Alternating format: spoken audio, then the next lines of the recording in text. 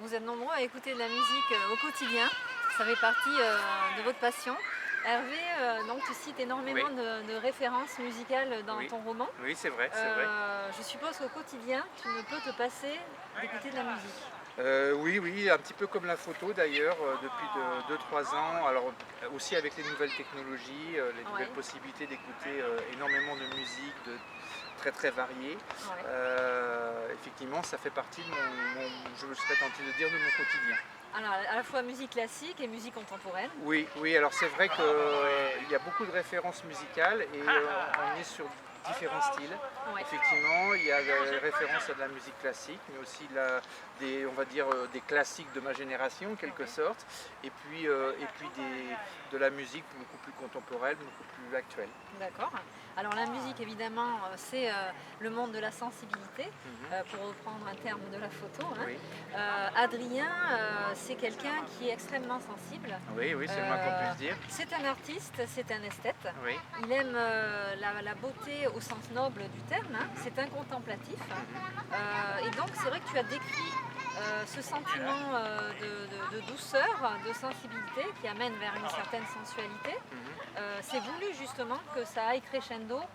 Oui, alors effectivement, et pour reprendre le parallèle avec la photographie, ce qui m'a intéressé, c'est de travailler au travers de l'écriture, et encore une fois de l'écriture de l'imaginaire. Ce qui m'a intéressé, c'est de travailler sur ce qu'on peut appeler le contraste.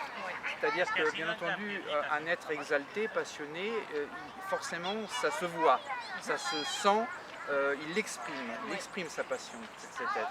Et là, en l'occurrence, ce qui m'intéressait, c'était de montrer très précisément qu'on peut avoir une sensibilité exacerbée, mais qui peut s'exprimer et qui peut être perçue, ressentie de façon floue, douce, relâchée,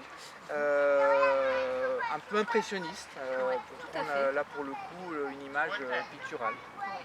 Et c'est vrai que la féminité bon, est au cœur du roman, hein, entre les personnages d'Isabelle et Anna. Mhm. Tu as mis en avant, voilà, toujours avec cette douceur, toujours avec ce flou artistique, deux femmes Mhm. qui sont différentes Mhm. et à la fois peut-être proches aussi dans cet univers de femmes libres, de femmes qui s'assument tout simplement et de femmes de tête aussi. Oui, Hein, c'est ça, alors hein. effectivement, elles ont beaucoup de points en commun, ne serait-ce que bien entendu leur beauté, hein, Ouais. qui s'exprime par ailleurs de façon très très différente, hein. Il n'y a pas une seule manifestation de la beauté, en particulier de la beauté féminine.